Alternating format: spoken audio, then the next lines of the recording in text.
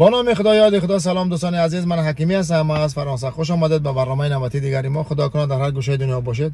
پیش از همه صحت و سلامت و دور از تشویش‌های روزگار.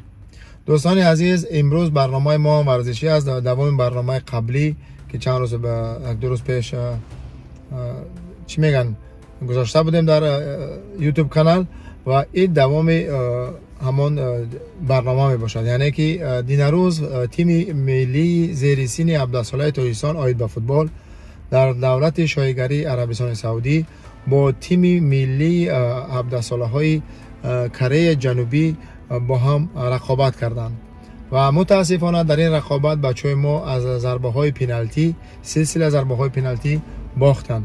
بازی اساسی 2-2 شد و چنانکه که میگویند وقتی که به اضافه رفت و وقتی که به ضربه های پنالتی رفت دیگه تاجیکستان در ضربه های پنالتی از تیم ملی کره جنوبی شکست خورد. و دوستان عزیز، بازم نگفته نماند ما راه افتاده نیستیم.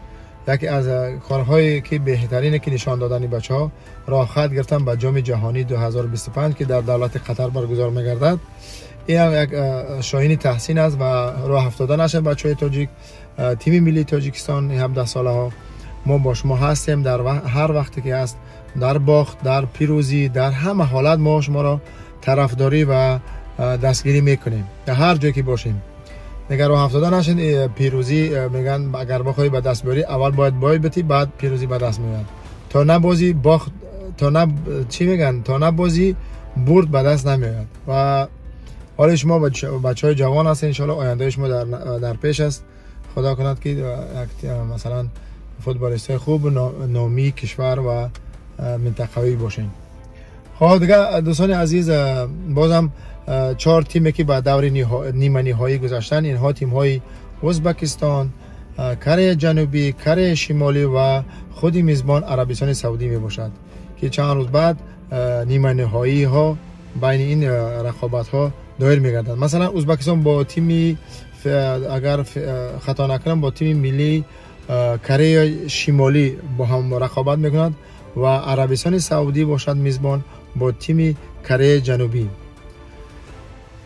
دیگه دوستان گفتنی زیاد خاصی ندارم. بازم تشکر میکنم از تیم ملی تاجیکستان و دستکاران این تیم که بچه‌ها را به این قله‌های بلند برآوردن، مثلا تشویق کردن، تمرین دادن. خیلی ما شاد هستیم و از اونها یک جهان تشکری میکنیم از نام بچهای فرانسه، از نام تاجیکانی اروپا و هر یک دانه تک شما دوستان یا بازیگران تیم ملی 17 ساله تاجیکستان تشکری خاص عرض می‌داریم. دوستان عزیز، بریم با هم تماشا کنیم چند لحظه های خاطرمان این واخوری را و وقتی پر قیمت شما را نمیگیرم، گفتی برادران اینا پر حرفی نکنم. بریم با هم تماشا کنیم از این لحظه هایی که خاطرمان بودن در این رقابت و منتظر باشیم که در نیمه نهایی کیها برد میکنن، کیها میبازن و کی به فینال میبره. و خوشبختی دیگه در این است که تیم ملی تاجیکستان برادران راه خط گرفت به قهرمانی جهان آید به فوتبال زیر سن 17 ساله که در دولت قطر چنانچه پیشتر هم گفته بودم برگزار می‌گردد. بریم با هم تماشا کنیم این چند لحظه را. رفتیم.